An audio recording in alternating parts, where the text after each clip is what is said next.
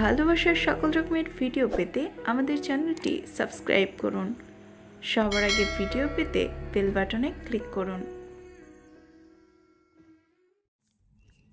মেঘা কপালে বিস্তর ভাঁজ ফেলে চোখ শুরু করে তাকায়, একবার রৌদ্রর দিকে তো আরেকবার জুসের গ্লাসটার দিকে। না বুঝে নির্বোধের ন্যায় অস্পষ্ট বলে, করলার জুস? জানিস না সিলি গার্ল, মুখের টেস্টটাই বিগড়ে দিলি আমার। ইয়া কি বাজে ঝাল! কি বলছেন? করলার জুস কেন হতে যাবে? মামুনি তো নিজে আমাকে এটা আপনাকে দিতে বলল। উনি আপনাকে করলার জুস খাওয়াবেন কেন? চুপচাপ খেয়ে নিন তো, গ্লাস ফাঁকা করুন। রোজো রেগে যায়। What nonsense! মম দিয়েছে এটা? ইডিয়েট! মজা পেয়েছিস? আমি ঝাল খেতে পারি না, মম খুব ভালো করেই জানে। আর এই করলা, ছ্যাঃ! মেঘাও দাঁত কিরমিরিয়ে পূর্ণ চোখে তাকিয়ে গমগমে স্বরে বলল, তো পারেন না তো আমি কি করব? আমি খেতে বলেছি, আপনি খাবেন, ব্যাস। তাড়াতাড়ি ফিনিশ করুন, ঘুম পাচ্ছে আমার। আমি ঘুমাবো গিয়ে। ফাঁকা গ্লাসটা নিয়ে বেরোবো ঘর থেকে। ফাঁকা গ্লাস চাইলে আজ আর বেরোতে হবে না, থেকে যা। এই যে বিছানা, বাম পাশে উঠে শুয়ে পড়। মেঘা বিরক্তি নিয়ে চোখ মুখ কুচকাল। জিদ্দি খেয়ে বলল, রাইনমুখো, সব সময় বাজে কথা বলবেন না। খেয়ে নিন না, মামুনি খেতে বলেছে আপনাকে। রোদ্র চোখ শুরু করে, বড় করে একবিংশির। মেঘার চোখ নিভিয়ে আসে। ঘুমানোর সময় হয়ে এসেছে ওর। বুকের কাছে দুহাত আড়াআড়ি ভাঁজ করে মেঝেতে দিকে চিবুক নামিয়েছে রমণী। রোজের এমন উদ্যম শরীর দেখতে অনাগ্রহী হিসে। পরনে কালো টপস আর খয়েরি স্কার্ট, ওড়না পেঁচিয়েছে গলায়। রোজের সেদিনকার ধমক আর থাপ্পড়ের পর থেকে ওড়না গায়ে চড়াতে ভুলে না মেয়েটা। রোজও আনমনে মুচকি হাসলো। মেঘা প্রথমবার জেদ ধরে কিছু একটা করতে বলেছে ওকে। নিজে থেকে উবে এসেছে ওর ঘরে, তেতো সাদৃশ্যই। তবুও মেয়েটার মন রক্ষা করলে মন্দ কিসে? রোজও আর ভাবলো না বেশি। গ্লাসটা হাতে তুলে নিয়ে মুখ সিটকে তাকালো। কেমন গা গুলিয়ে আসছে দেখেই। বড্ড তেতো আর ঝাল। ও তো ঝাল খেতে পারে না। শেষবার মেঘাকে দেখে বলল, আমি যদি এটা খাই তাহলে তুই খুশি হবি? মেঘা বেঘরে দাঁত কেলিয়ে বলে, ভীষণ। খেয়ে নিন না তাড়াতাড়ি। রোজু ওর দিকে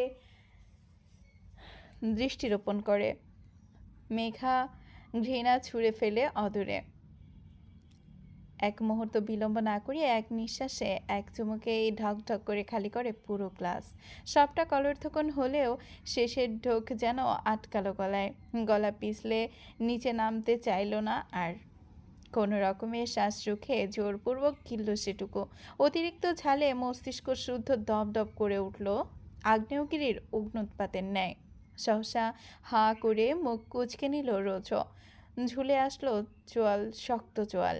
পুরো মুখ সহ গলাটা তেতো স্বাদের চোটে রিড়ি করে উঠল। উটকো উল্টে আসলো ভেতর থেকে। তামাটে হয়ে আসলো পুরো চেহারা। গ্লাস রেখে পিছিয়ে যায় রোজ। ভেতর থেকে উগরে বেরিয়ে আসতে চায় সবটা। চোখ মুখ উল্টে বুকে হাত রেখে শ্বাস টানে। তেতো স্বাদটা অতিরিক্ত প্রভাব না ফেললেও ঝালটা বেশ জোর ছেলে গেছে। হাঁসফাঁস করলো সে।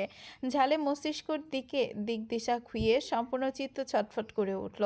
তিক্ত স্বরে ধমকে উচ্চারণ করলো বেখেয়ালে, ইডিয়েট, পানি নিয়ে আয়। মেঘা অবাক, চোখ উল্টিয়ে হতভম্ব হয়ে দেখলো এবেলায় সত্যি করলা আর কাঁচামরিচের জুস ছিল ওটা। সে তো এখনও সন্দিহান, রুবিনা কবির কেন এসব খাওয়াতে যাবেন তার ছেলেকে। মেঘা রোজের নাটক ভেবে পাত্তা দিল না। ওর না উড়িয়ে গা ছাড়া ভাবে এক কদম এগিয়ে ফাঁকা গ্লাসটা হাতে নিল। চলে আসতে চাইলে ধপ করে টেনে ধরল রোজ। চোখ মুখ লালচে হয়ে উঠেছে ওর। কান দিয়ে যেন গরম ধোঁয়া বের হচ্ছে। কপালের পাশের শিরা উপশিরা ফুলে ফেপে দৃশ্যমান। কোথায় যাচ্ছিস? পানি চাইছি না, নিয়ে আয় প্লিজ। আমি ঝাল খেতে পারি না, ঝাল লেগেছে খুব। মেঘা এবার নিছক চিন্তা দূরে সরাল। লোকটার বেগতিক অবস্থা বুঝে চোখ বড় বড় করে তাকিয়ে বলল, এমন করছেন কেন? সত্যি এটা করলার জুস ছিল? ওফ ইডিয়েট, মিথ্যে বলবো কেন তোকে? হাত ঝেড়ে পিছিয়ে খাটে বসেছে রৌদ্র। ঘামছে ধরধর করে, উন্মুক্ত শরীর কেমন ঠিকরে লাল হয়ে উঠেছে। মেঘা ভয় পেল। তড়িঘড়ি করে টেবিলের ওপর থেকে জগ সহ গ্লাস নিয়ে এসে বাড়িয়ে দিল রৌদ্রের দিকে। পরপর কয়েক গ্লাস পানি ঢকঢক করে খেল রৌদ্র। তাতে তেতো ভাবটা কমে আসলেও ঝালের তীব্রতা বিন্দুমাত্র কমল না। মুখ জ্বলছে ভীষণ, চোখ রক্তিম হয়ে উঠেছে। পানির দেখা মিলল কার্নিশে। অশ্রুধায় ফাঁক করে এলোমেলো শ্বাস ফেলছে হাঁসফাঁস করে।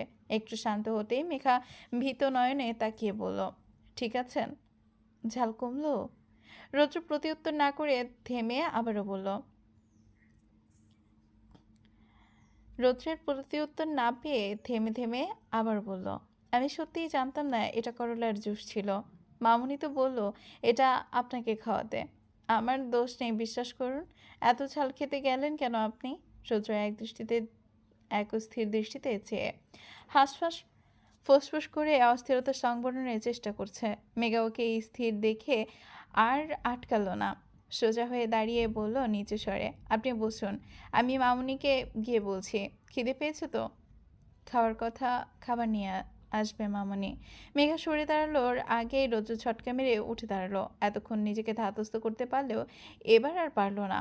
আর এক মুহূর্তের ব্যবধানে একবিংশীর অনুষ্ঠ দেহখানা একটানে আশ্রয় ফেলল নিজের প্রশস্ত বুকের মাঝ বরাবর। মেঘা ভরকায় চোখ তুলে তাকিয়ে নিজেকে সামলে নেওয়ার আগেই ঘটে যায় আরেক বিপর্যয়, যাতে একেবারে বিস্ময় হতবাক হয়ে জমে যায় রমণী। আকস্মিক আলতো করে রমণীর ওষ্ঠ ধরে আপন খড়খড়ে ওষ্ঠযুগল চেপে ধরে রৌদ্র।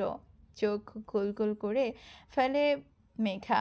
আজ খুব কাছ থেকে অনুভব করে রৌদ্রকে। লোকটা চোখ বুজে নিয়েছে।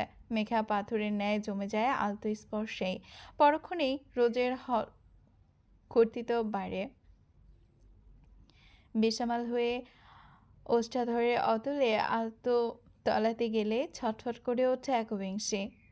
দুই হাতে ঠেলে ধরে রোজকে। এতেও কাজ হয় না। গুড়িয়ে আসে মেয়েটা। রোজও ওর কোমর চেপে ধরেছে এক হাতে, অন্য হাতে মেঘার হাত দুখানা আটকে নিয়ে চেপে ধরল নিজের বুকের নিকট। উন্মত্তের ন্যায় অধিপত্য জোরালো করল। প্রথম দিকের সামান্য পরশটুকু গভীরতা বাড়ল আপনা আপনি। খেই হারিয়েছে যুবক। মেয়েটার কোমর জড়িয়ে নেওয়ার বাঁধন শক্ত থেকে শক্ততর হলো নিমিষেই।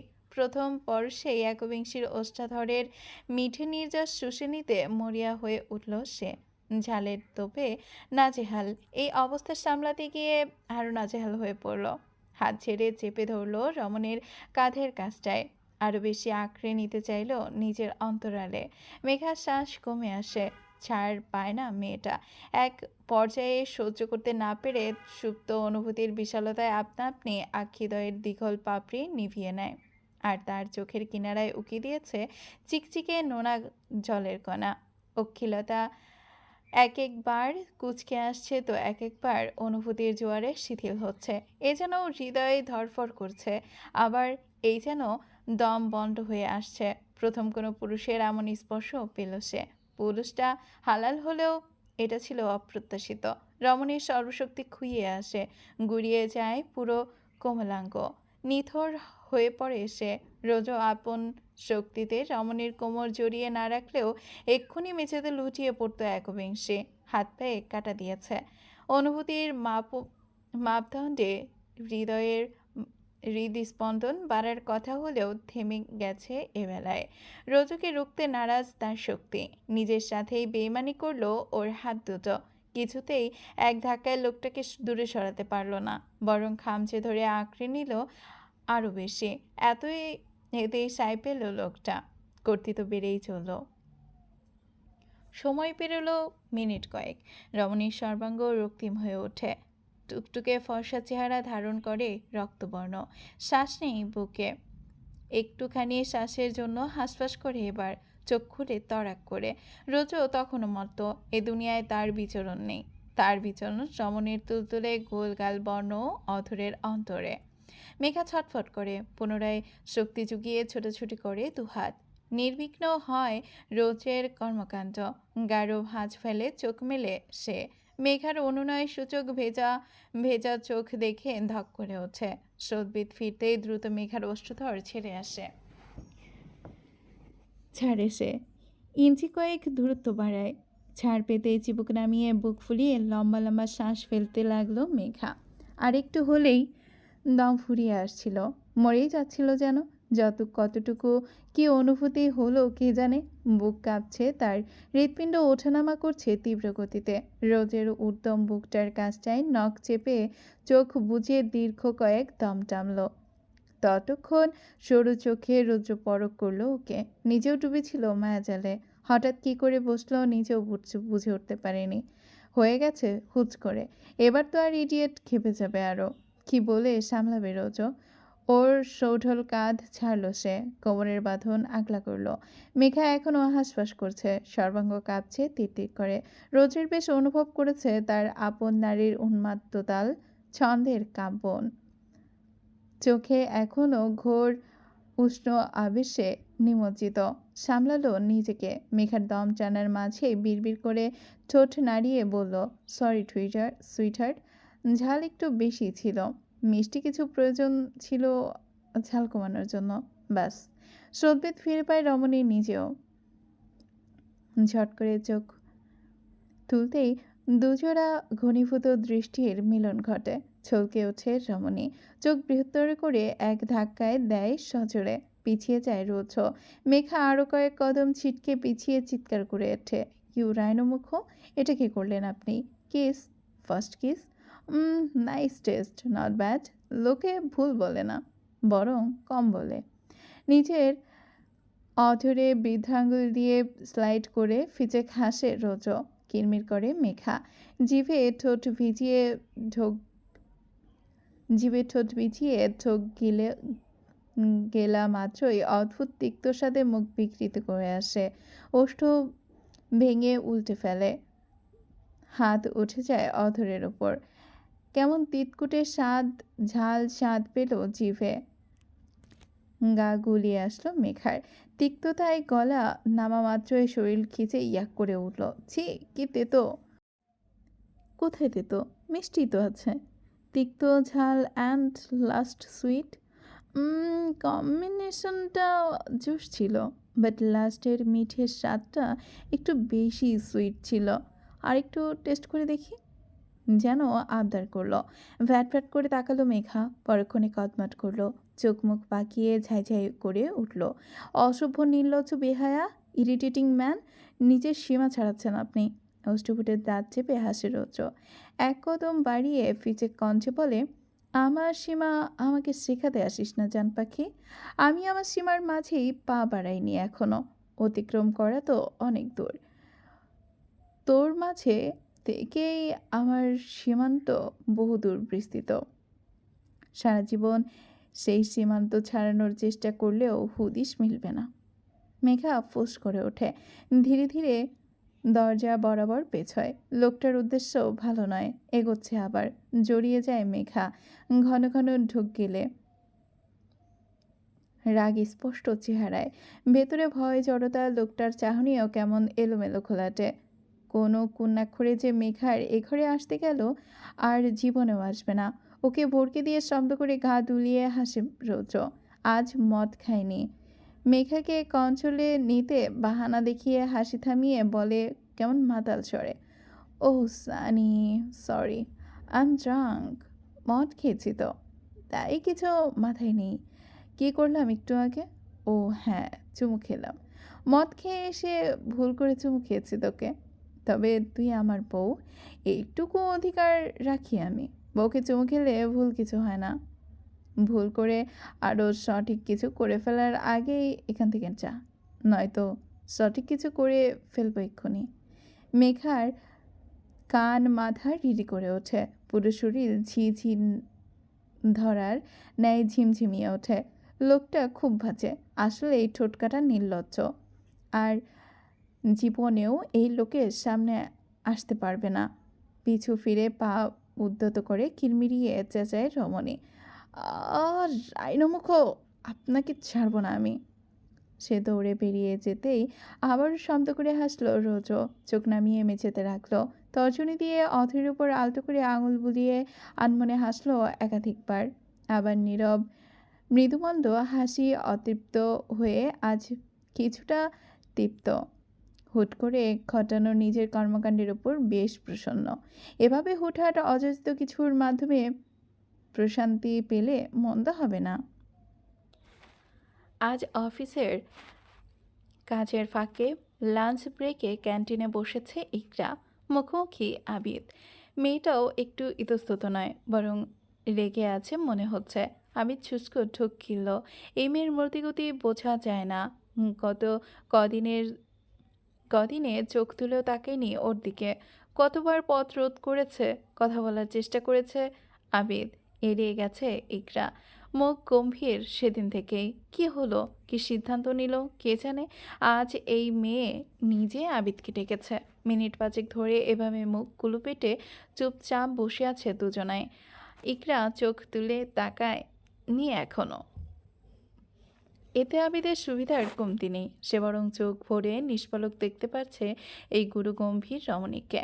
বড্ড মায়া দিয়ে বানানো হয়েছে এই রমণীকে, নতুবা এতটা আকর্ষণ থাকতে পারে কিভাবে। হঠাৎই চোখ তুলে ইকরা। অমনি চোখাচোখি হলো দুজনের। তড়িতে থতমত খেল লোকটা, চোখ নামিয়ে নিল সহসা। রমণী পুরো কণ্ঠে জানতে চাইল সোজাসুজি, কি দেখছিলেন? আপনাকে। আমাকে এভাবে দেখার মতো কিচ্ছু নেই। হুম, অনেক কিছু আছে যা আপনার কল্পনাতেও নেই। আমার চোখ অনেক কিছুই দেখে আপনার মাঝে। যেমন আপনার এই মায়াভরা মুখটাই ধরুন, সেটা মারাত্মক। এগুলা পাশ ফিরে চায়। আসল কথায় আসে, অন্য আপনাদের তো নিজস্ব বিজনেস আছে। এখানে চাকরি করার মানে কি? মানে নেই, স্বার্থ আছে, যেটা আপনার সাথে জড়িত, নিহিত আপনার মাঝে। কবে থেকে চেনেন আমায়? বছর দুয়েক। ইকরা অবাক হলো।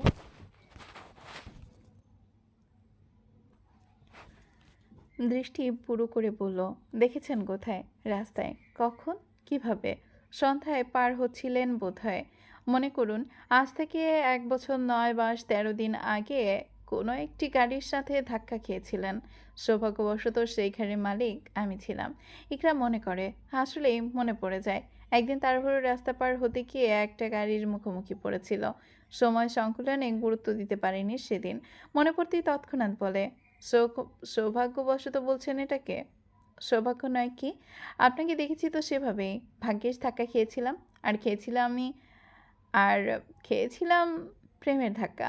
বিশ্বাস করুন, এক ধাক্কায় প্রেমে পড়েছিলাম আপনার। ইন্টারেস্টিং না? হাস্যকর।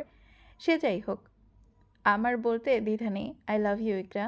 আমি সেদিন হতেই ভালোবাসি আপনাকে। কখনো সেভাবে প্রকাশের সুযোগ পাইনি। এখন আপনাদের বিষয়ে জানলাম যখন আপনাদের বিষয়ে জানলাম তখন বাধা পড়ে গেছে সব অনুভূতি।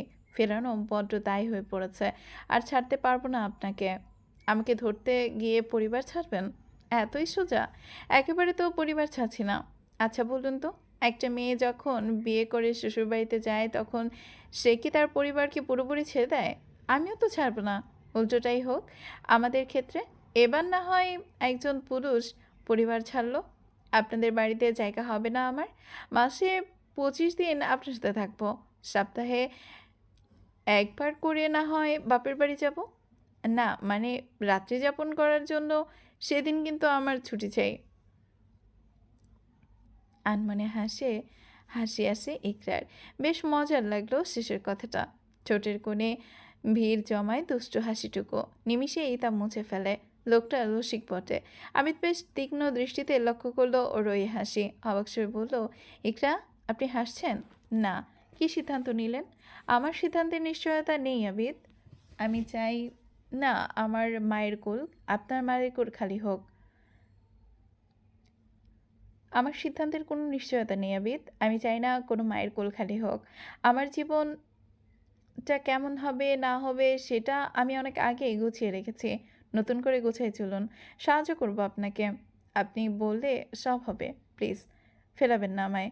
ভীষণ অনুনয় মাখা কণ্ঠ। ইকরা পুরো চোখে তাকায় লোকটার চোখের দিকে। কাল আজমিরা বেগম ওকে কসম দিলেন যার বিপরীতে যেন এই বিয়েটা করে সে। শিশিরও নাকি রাজি। ইকরা কথা বলছে ওর সাথে, রাগারাগি করেছে। শিশিরও কিচ্ছুটি বলেনি। ওর এই বিয়েতে আপত্তি নেই। আজমিরা বেগম ওকে বুঝিয়েছেন, তা ইকরার বুঝতে বাকি নেই। ওর জন্য ওর বোনটা নিজেদের জীবন বলি দিবে। আচ্ছা আবিদ, আপনার ভাই কেমন? তাকে তো জানা নেই, ভরকায় আবিদ। পাল্টা শুধায়, কেন? আপনার মা তো শর্ত দিয়েছেন শিশিরকে তিনি নিজের ঘরে রাখতে চান, তবেই তিনি এ বিয়েতে রাজি হবেন। আমি কি ধরে নেব আপনি এই বিয়েতে রাজি? আপনি রাজি হলে আর কারো পরোয়া নেই আমার। শিশিরকে জড়াতে হবে না, কেবল আমাদের বিষয় বিয়েটাই হবে। কিন্তু আপনার মা, তাকে ম্যানেজ করার দায়িত্ব আমার। ইকরা একটু ভাবুক ভঙ্গিতে মুখ নামিয়ে করলো, মলিন করলো। আবিদ থেমে ডাকলো, ইকরা। হুম। চকিতে উত্তর। লোকটা সন্দিহান হয়ে জানতে চায়, তার মানে আমাদের বিয়েটা হচ্ছে, বউ হচ্ছেন আপনি আমার? প্রশ্ন শুনে চোখ নামায় মেয়েটা। একটা লাজুক আবার দেখা মেলে মুখশ্রী জুড়ে, এতেই বুক ভরে যায় আবিদের। নীরব উত্তর বুঝতে বাকি রয় না। হেসে ওঠে সে উৎকণ্ঠায়। বিকেল গড়িয়েছে, কাল থেকে রোজের মুখোমুখি হয়নি আর। বিকেলে নিচে নামেনি। বিকেল গড়িয়েছে, মেঘা কাল থেকে রোজের মুখোমুখি হয়নি আর। সকালে নিচে নামেনি, ঘর ছেড়েও না। ঘরে থাকলেও দরজা আটকে রেখেছিল। রৌদ্রে চোরের মতো উকিঝুঁকি দিয়েছিল কয়েকবার। একবিংশী এই দস্ততার মাঝে ওকে জ্বালাতন করেনি আর। কাল ঘোরের কবলে একটু বেশি বাড়াবাড়ি করে ফেলেছে। যদিও খুব বেশি নয়, যা করেছে তার অধিকার হলফ করে অর্জন করেছে সে, কিন্তু একবারেই ডবল ডোজ হয়ে গেছে। হবে নাই বা কেন? সেদিন যদি ওই ইডিয়েট জড়িয়ে ধরতে দিত, তাহলে কাল দ্বিতীয়বার এত ঝটকা খেত না। একবারেই দুটো ডোজ পড়ে গেছে। রোজও বাড়ি ফিরেছে সেই সকালে। মেঘা ছিল না বিধায় ব্রেকফাস্ট করেনি। এখন বিকেল গড়াতেই ছাদে উঠল। একলা উঠেছিল মেঘা। কিছু একটা মনে পড়তেই পিটপিট করে নিচে নামলো।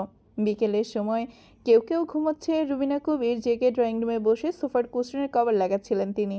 টিভি চলছে সামনে, ক্ষণে ক্ষণে নজর দিচ্ছেন টিভির স্ক্রিনে। মেঘা ধরপর করে পাশে বসলো, একটা কুশন কোলে নিয়ে বলল চঞ্চলা হয়ে, মামুনি, তুমি যে আমাকে রান্না শেখাতে চেয়েছিলে, শিখাবে না? শিখে কি করবি? শিখতে হবে না? হবে না। রান্না না শিখলেও চলবে তোর? চলবে না। তুমি তো টুকটাক, আমি তো টুকটাক পারি। তুমি কিছু স্পেশাল ডিশ শিখিয়ে দাও আমায়। যখন ইউএসএ চলে যাব তখন কাজে আসবে। রান্নার মাধ্যমে তোমায় মনে করব তখন। ত্রিবিনা কবিনের মুখখানা থমথমে হয়ে চুপসে আসলো। দাঁড়িয়ে কুশন রেখে চোখ শুরু করে তাকালেন তিনি। রাগী গলায় বললেন, এই বিকেলে জ্বালাতে আসিস না তো, সবাই ঘুমোচ্ছে, জাগিয়ে ঘুমা। তুমি তো ঘুমাচ্ছ না, আর এমনিতেও আমার ঘুম পাচ্ছে না। তোমার সাথে গল্প করি?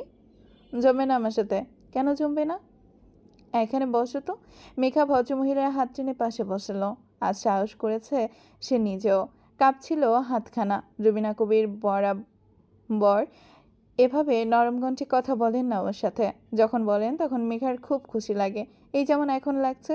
রুবিনা কবির ওকে টেনে পাশে বসিয়ে ওনের বাহু জড়িয়ে ধরলো মেঘা। এটা সাহসও আজ প্রথম। কাঁধে মাথা রেখে বলল, আচ্ছা মামনি, আমি যদি চলে যাই তাহলে আমায় মনে করবে আমায়? উত্তর পেল না। আবার বলল আনমনে, এসব দুঃখের কথা না বলি। আচ্ছা শোনো, তুমি যে ওই স্পেশাল ভুনা খিচুড়ি কীভাবে রাঁধো, সেটা শেখাবে আমায়, কেমন? আমি একদিন সবাইকে তোমাদের রান্না করে খাওয়াবো। এখন তো আরও বৃষ্টির সিজন। আজ শেখাবে? সবাই ঘুমোচ্ছে, আমি বানিয়ে সবাইকে সারপ্রাইজ দিই।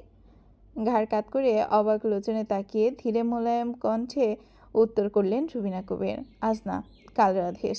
আচ্ছা মামুনি, তুমি আর বাবা। মেঘার কথার সমাপ্তি ঘটল না। ভদ্রমহিলা আচানক বলে বসলেন, মামুনি বলিস কেন? মা বলতে পারিস না আমায়? অতর্কিত ছ্যাদ করে ওঠে রমণী। তৎক্ষণিক বাহু ছেড়ে মাথা তুলে তাকায় সচকিতে। উচ্চারণ করে অস্পষ্টে, মা। হুম। ওনাকে বাবা ডাকিস, আর আমার ক্ষেত্রে বৈষম্য করে মামুনি ডাকিস কেন? বাবার বউকে মা ডাকতে হয় জানা নেই? মেয়েটা হাসার চেষ্টা করে। কেমন কষ্ট লাগলো কোথাও একটা। ভদ্রমহিলার মুখ পানে তাকিয়ে চোখ খোলাটে হলো না। হতে না হতেই ঘন পলক ফেলে চোখ নামিয়ে বলল, সবাই তো মামুনি ডাকে তোমায়। মানছি তোমার দিকটা, মানছি আমার দিকটা সবার থেকে আলাদা, বাইরের জন আমি, তবুও মামুনি ডাকি। এই অনেক নয় কি? মা ডাকার অধিকার তো দাওনি কোনো দিন, তাই ডাকিনি। নয়তো মা ডাকার স্বাদ কম ছিল না আমার। আম্মুকে কাছে পাইনি তো কখনো, কাউকে মা ডাকতে বলে ডাকতে পারিনি। জওয়ান থেকে ওই ডাকটাই মুছে গেছে। আমার ব্যবহারে কষ্ট পাস? কষ্ট কমিয়ে আজ থেকে মা ডাকবি আমায়। মেঘার গলা কাঁপে।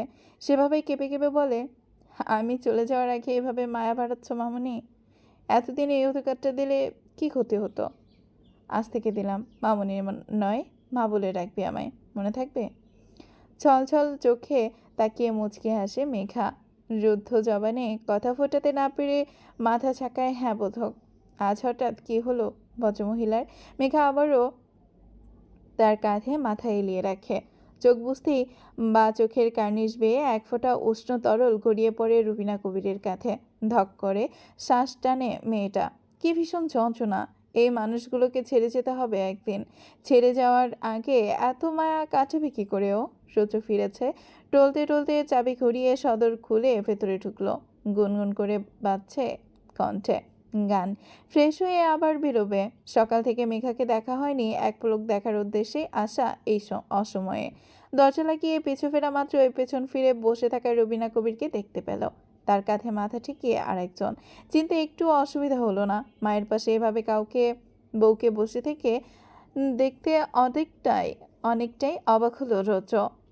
চোখ সরু করে এক মুহূর্ত দাঁড়িয়ে থেকে অবলোকন করলো দুজনকে। অতঃপর দৃঢ় পায়ে এগোতে এগোতে হাঁক ছাড়লো ভরাট কণ্ঠে, মম, কি করছো ওখানে একলা বসে? চমকালো মেঘা, তবে প্রতিক্রিয়া দেখালো না। চোখ খিচে বন্ধ করলো। হাত আঁকড়ে ধরল রুবিনা কবিরের। রুবিনা কবিরও নির্দেক। রোজো এগিয়ে পাশের সিঙ্গেল সোফাটায় বসেছে। পেছনের দিকে পিঠ এলিয়ে পায়ে পা তুলে আবার বলল ক্লান্ত দীর্ঘ শ্বাস ফেলে, কি করছো মম একলা বসে? এমন ভাব যেন সে মেঘাকে দেখেইনি। মনে মনে ভেঙচি কাটলো মেঘা। গুটিয়ে বসে আছে রুবিনা কবিরের, গায়ের আড়াল করলো নিজেকে। একইভাবে ভেঙচি কাটলেন রুবিনা কবির নিজেও। ভ্রু জোড়া করে নিলেন। রোজের পরপর দুবার উত্তর না পেয়ে হতাশ হলো। রুবিনা কবির এ পর্যন্ত ওর সাথে কথা বলেনি টু শব্দ। রোজও এবার বাগে পেল। মায়ের ওপর পাশে বসে বলল, কি হয়েছে মম, কথা বলছো না কেন? এসে থেকেই দেখছি ইগনোর করছো আমায়, একবারও কথা বলনি আমার সাথে। রুবিনা কবির এবারও উপেক্ষা করেন। আলগোছে মেঘার মাথাটা সরিয়ে দেন নিজের কাছ থেকে। উঠে দাঁড়িয়ে বলেন, কফি খাবি মেঘা? বস, টিভি দেখ, আমি বানিয়ে নিয়ে আসছি। উত্তর না করে বড় বড় ধাপে প্রস্থান করে কিচেনে ঢুকলেন ভদ্রমহিলা। মেঘা ভেবাচিকা খায়। ওকে একলা এই বাঘের সামনে ফেলে রেখে চলে গেলেন উনি। পাশে রোজ বসে। মাঝে একজন বসার জায়গা, দূরত্ব ইঞ্চি কয়েক। রোজও মায়ের দিকে চোখ শুরু করে তাকিয়ে। কেমন অদ্ভুত লাগছে ভদ্রমহিলার আচরণ। মেঘার সাথেই বা এখন এমন চিপকে ছিলেন কেন? রোজও আর চোখে তাকালো নিজের বাম পাশে বসে থাকা রমণীর পানে। গলা বাড়িয়ে খাকারি দিয়ে বলল, কফির সাথে সাথে এক গ্লাস করলার জুসও নিয়ে এসো মম, আমার মিষ্টি খাওয়ার ক্রেভিংস উঠেছে। মেঘা ছলাৎ করে ওঠে। দ্রুত বেগে চোখ বড় বড় করে চোয়াল ঝুলিয়ে রোজের দিকে তাকায়। রোজের দৃষ্টি অন্যদিকে। ঠোঁট কামড়ে আবারও চেঁচিয়ে বলল ফিচেক কণ্ঠে, ও মম, ইউ নো, কালকে তোমার বানানো করলার জুসটা একটু বেশি মিষ্টি ছিল। আজ থেকে রোজ রাতে তোমার বৌমার হাত দিয়ে এক গ্লাস করে করলার জুস পাঠাবে আমার রুমে, ওকে? সবটা মেঘাকে শুনিয়ে শুনিয়ে নির্লজ্জের মতো বলল বেহায়া লোকটা। কিচেনের রুবিনা কবিরের কানে পৌঁছেছে কিনা বোঝেননি, গুরুত্ব দেননি। পৌঁছেছে তিনি বোঝেননি, গুরুত্বও দেননি তেমন। এদিকে ঝুলে যাওয়া চোয়াল শক্ত করে খিচে নেয় মেঘা। চোখ মুখ চাটিয়ে ফেলে সহসা। লোকটা ওর দিকে তাকায়নি, অথচ কেমন শয়তানি হাসি হাসছে দেখো। তিথি বিরক্তিতে তেতে উঠল একবিংশী। কোলের কুশনটা রোদের উপর সজোরে সজোরে ছুঁড়ে মারে। খ্যাটখ্যাট করে উচ্চারণ করলো, ইরিটেটিং রাইনোমুখ। What sweetheart? এবার তাকালো পূর্ণ চোখে। চোখাচোখি হলো। মেঘার রাগে গজগজ করছে। সেটা নজরে পড়ল না। তীক্ষ্ণ নজরে পড়ল রমণীর বাম চোখের কার্নিশে চিকচিক খুদে জলকণাটুকু। অমনি ছটফটিয়ে উঠল বেপরোয়া হৃদয়। অমনি কোনোই চেপে নিজের দিকে সম্পূর্ণ ঘুরিয়ে উদ্বিগ্ন হয়ে বলল, এবারা কি হয়েছে? কাঁদছিস কেন? মেঘা ছটকা মেরে ছাড়িয়ে নেয় নিজেকে। ছোঁয়ার বাহানা খুঁজবেন না। ছাড়ুন আমায়, দূরে যান। তোকে ছোঁয়ার বাহানার প্রয়োজন নেই। কেঁদেছিস কেন এটা বল। পানি কেন চোখের কোণে? কে কি বলেছে তোকে? মেঘা আঙুল তুলে চোখের জলে মুছে নেয়। উঠে দাঁড়িয়ে বিড়বিড়িয়ে বলে, যখন আপনার জন্য চোখে পানি আসে তখন কেন জিজ্ঞাসা করেন না কাঁদছি কেন? তখন কোথায় থাকে এই নিছক উদ্বিগ্নতা? স্বামীর জন্য চোখের পানি আসাটা স্ত্রীগত অধিকার। হুম, ভুল বললাম কি? না, ঠিকই আছে। আর স্বামীর দায়িত্ব হলো স্ত্রীর চোখের পানি মুছিয়ে দেওয়া। আয় বউ, মুছিয়ে দেই তোর চোখের পানি। চলবে। কেমন হয়েছে পর্বটি? জানাতে ভুলবেন না কিন্তু। অনেক বড় পর্ব দিয়েছি, অতএব বড় বড় মন্তব্য চাই। আর পরের পর্বটি পড়তে চাইলে নিশ্চয়ই বড় বড় মন্তব্য করবেন। Thank you for watching.